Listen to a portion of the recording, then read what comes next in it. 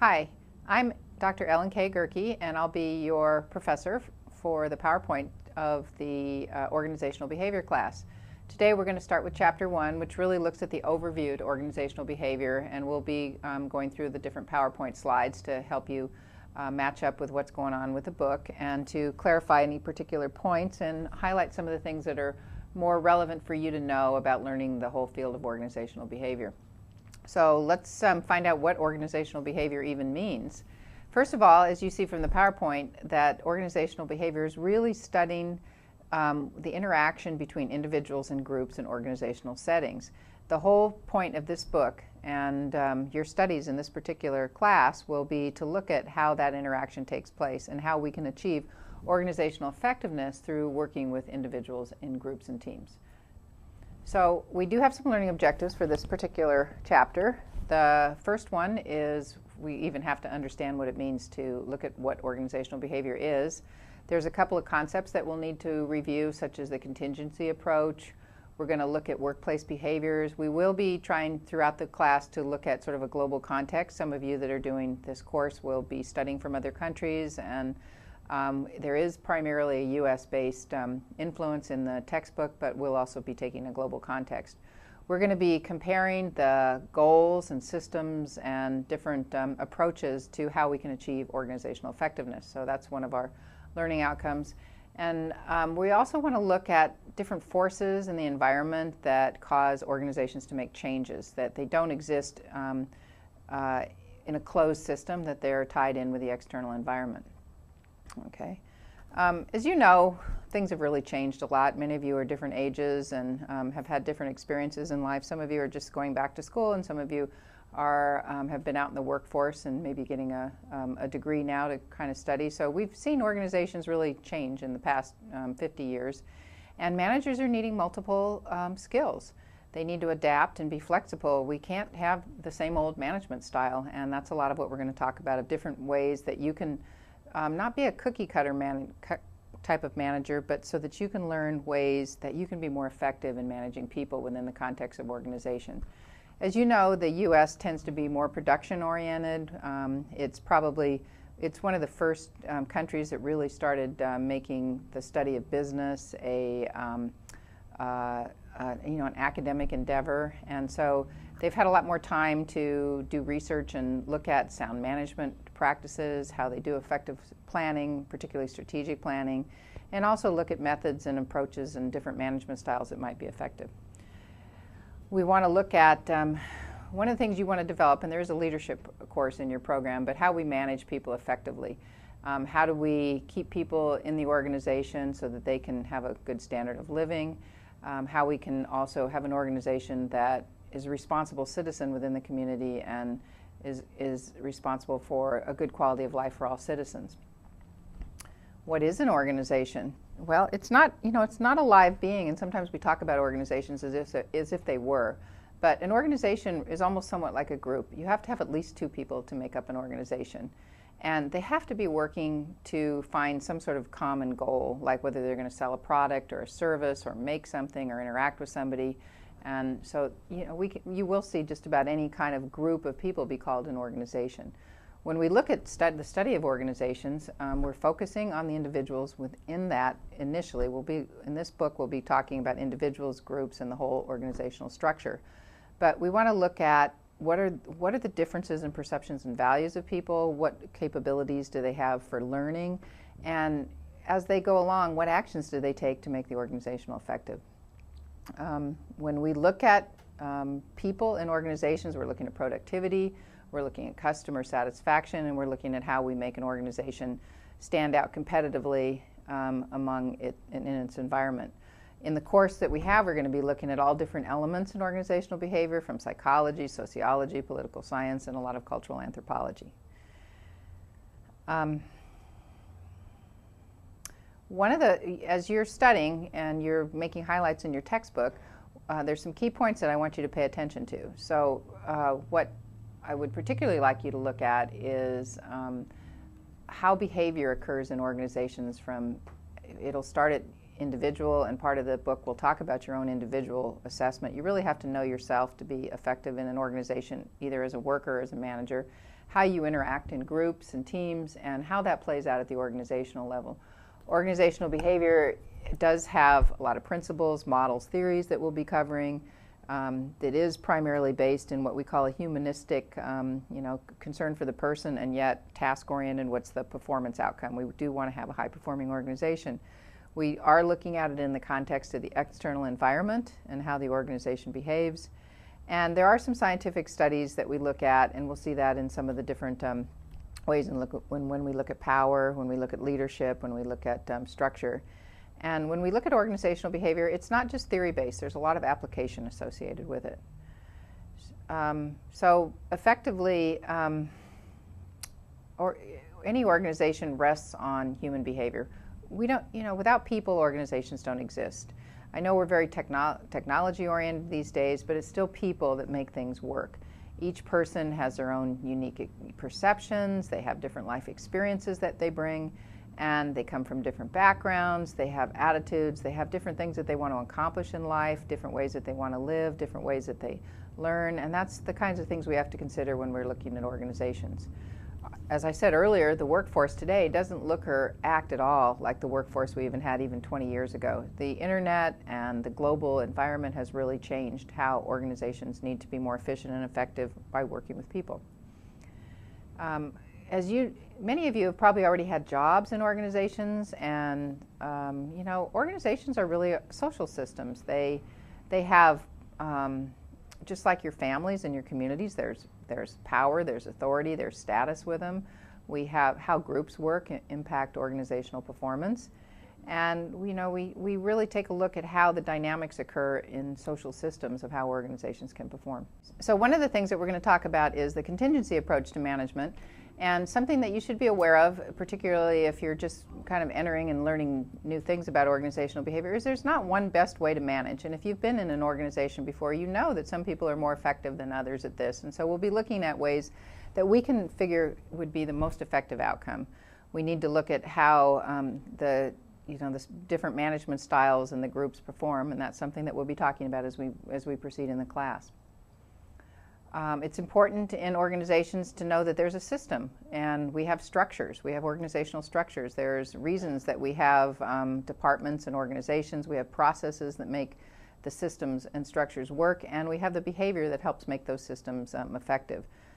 The culture is actually one of our next chapters will be about culture, so we're going to talk about that in terms of culture that's just sort of inherent in an organization that defines an organization. If we look at companies like Google or eBay or General Motors, you kind of understand what culture actually works, and then we'll also be talking about culture from an international perspective. So it can be positive or negative. It helps define the behavior. It gets people thinking a certain way and performing, how they might be based on a cultural environment that either feels good or not to people. We are also looking at one of the things that's important in organizational behavior is to look at absenteeism and turnover, the attitudes of employees, and if profits are going down, because it means that we're not doing something right in terms of structure, processes, and behavior. And that's something that is key. When we're looking at organizational behavior, what's happening in terms of outcomes? Are we having turnover? Are we having poor profits? Are we having people that have bad attitudes and low morale? We can't predict behavior and team outcomes. People are unique, but we certainly can have some kind of influence in it. We can help build people's competencies. We can also assess people's intellectual capacity. We can work at building a system that is more effective. We can help people develop better interpersonal skills and find things that might be more motivating for them and to be more flexible in their aspect. We're going to be looking at the structure and how the organization is built around customer needs, around the political and legal constraints. Sometimes organizations are governed by government, different governmental regulations. We have technologies, we have economic situations, we have very unpredictable situations. So we'll be able to manage in that respect. When we look at individual performance, we're looking at a number of different things. We look at leadership among people. We look at their ability to respond to or be effective in power. We look at how they manage conflict. We look at their interpersonal influence, any kind of charisma that they might have. We look at characteristics that might be positive to help build on those. All those things are important in terms of behavior within organizations. When we look at organizational structure, we're looking at how the organization is built so that people can get their job done. And that includes how positions are defined, what people have lines of authority. We're looking at different activities among all the different units so that it makes sense, so that people aren't, so they're enabled to do their job and not impeded. When we look at, we're going to have a whole area when we actually look at job design, but we're doing kind of an overview right now. But job design is really the content, the methods, the approaches, the kinds of relationships that people have in their jobs and how they can get them done and how that fits in overall with organizational design. So our job designs should fit in with the overall organization structures, tasks, authorities, and relationships. If not, then we're going to have an ineffective organization, and that'll lead to employee turnover, low profits, poor attitudes. One key thing that isn't always on the surface is really processes in organizations, and those processes include how communication is run throughout the organization, how people send and how they receive, whether it's face-to-face or internet, or how they can talk to somebody or not, how decisions are made and the quality that they're made, and how people are satisfied with those decisions. We look at those effects of those decisions on the organization because it does affect people's morale. And when we have conflict between people, how that could affect the culture and how that could affect productivity in the organization. Managers have a lot of power, and when they make right and wrong decisions, it really affects the people that they work for, and it's something you have to be very mindful about. When we look at effectiveness, we're also going to, in many organizations, have multiple ways in which they examine this. It depends on what kind of organization you work in, but they have multiple measures of looking at outcomes, and they look at assessment of individuals where they might do performance appraisals. They look at groups where teams get rewarded or punished for their performance, and we look at the whole organization, how they fit in terms of productivity. A word that you'll probably hear a lot has to do with synergy, where when you actually put more, the sum of the individuals actually is greater than the individual part. So 1 plus 1 actually equals 3 when we look at synergy. One of the things in organizational behavior that you ought to kind of almost have as a mantra is how effective are we being? And again, you're going to see these spelled out throughout the book of individuals, and you can see on this slide that the individuals are assessed by their ability, their skills, their knowledge, their attitudes, their motivation, and one of the things that we're going to have a whole chapter on has to do with stress. When we look at groups, we look at how cohesive they are, how dynamic they are, how the roles and norms that play out, and we'll be talking about group dynamics and group behavior in the class. In terms of organizations, we're going to be looking at big structures, processes, strategic choices, the culture, all of that. So we'll be looking at multiple levels.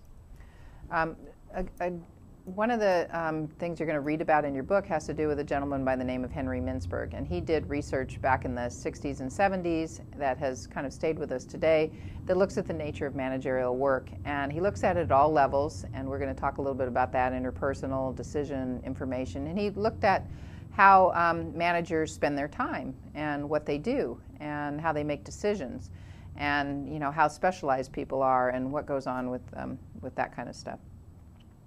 When we look at one of the key concepts that came out of this, and you'll probably hear this in some of your other classes, is functions of management and how we coordinate work, and some of the key areas that we'll be looking at is planning, organizing, leading, and controlling. And we're going to go over that in the class. So when we look at planning, we can look at how planning helps us meet the goals of the organization, how we achieve those, how complex they are, whether they're very explicit, that we're well-defined, or they're implied, and how personal or interpersonal they might be.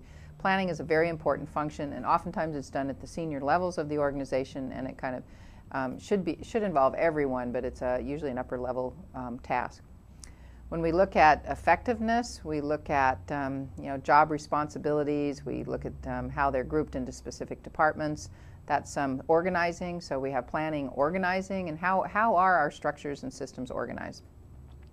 When we look at leading, you have a whole leading, part of the organizational class will also spill over in the rest of your MBA.